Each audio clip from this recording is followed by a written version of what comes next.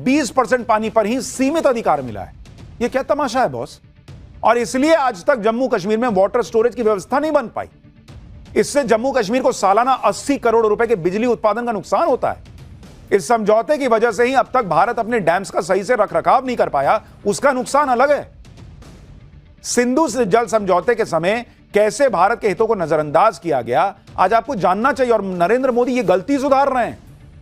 नरेंद्र मोदी कह रहे हैं कि भाई ये भारत का पानी है, तुमको क्यों जाएगा भाई? क्योंकि हमने ब्लंडर कर दिया तो तुम लेते रहोगे। ये बहुत ही हैरान कर देने वाली बातें हैं। आप देखिए क्या क्या हुआ है जिसको नरेंद्र मोदी सुधारने का प्रयास कर रहे हैं, और ये भारत की हक की लड़ाई वो लड़ रहे हैं। भाई सिंधु जल समझौते के बारे में आपको बताता हूं। सिंधु बेसिन के किनारे की बात आपको बता रहा हूं।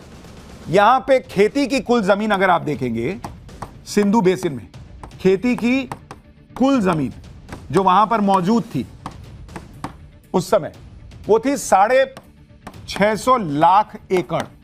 इतनी जमीन थी, ठीक है। ये सिंधु बेसिन की बात कर रहा हूं, जहां से ये पूरा पानी जाता है। पाकिस्तान के पास कितनी थी? पाक की जमीन इसमें से कितनी थी भाई? इसमें से 60%। ठीक है भाई, खेती की जमीन 60% पाकिस्तान के पास। भारत के पास कितनी थी? भारत के पास थी 40%। ठीक है। अब समझौता आपने क्या किया बॉस? पाकिस्तान को कितना पानी मिला? पाकिस्तान को आपने पानी उठा के दे दिया कि भाई समझौते के तहत पाकिस्तान को पानी आपने दे दिया 80%। 80% पाकिस्तान को पानी दे दिया। 3461 एकड़ फीट पानी प्रति एकड़। और भारत को कितना पानी दिया आपने? 20%। ये कौन सा समझौता नेहरू कर रहे थे बॉस? मतलब पाकिस्तान की के पास जो खेती के लायक जमीन है और जो भारत के पास जमीन है, उसमें डिफरेंस कितना है? मात्र 20% का। और जो दोनों को पानी मिल रहा है उसमें डिफरेंस कितना है? 60% का। कौन से हिसाब से कैलकुलेशन किए नेहरू बॉस? मात्र 20% ज्यादा जमीन पाकिस्तान के हिस्से में थी, तो 3 गुना पानी ज्यादा उसको कौन बात कर दे दिए आप उठा के? यह नरेंद्र मोदी की तकलीफ है कि भारत का पानी, मेरा पानी कैसे चला गया पाकिस्तान को भाई? और इसलिए नरेंद्र मोदी यह कर रहा है। और पंडित नेहरू खुद जानते थे कि सिंधु जल समझौता भारत के हित में नहीं है, और यह बात उनको बार बार समझाई गई थी। खुद कांग्रेस के सांसद उस वक्त समझा रहे थे और इस समझौते का विरोध कर रहे थे। नेहरू सुनने को तैयार नहीं।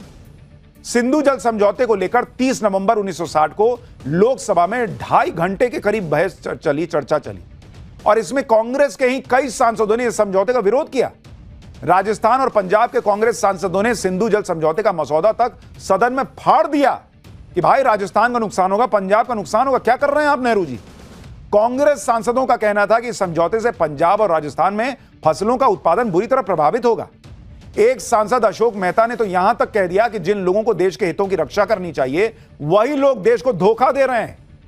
जब सिंधु जल समझौते का विरोध हो रहा था, तब नेहरू का यह मानना था कि यह संकीर्ण मानसिकता का विरोध है। उन्होंने जोर देकर कहा था कि लोग इस मामले की जटिलता को समझ नहीं पा रहे।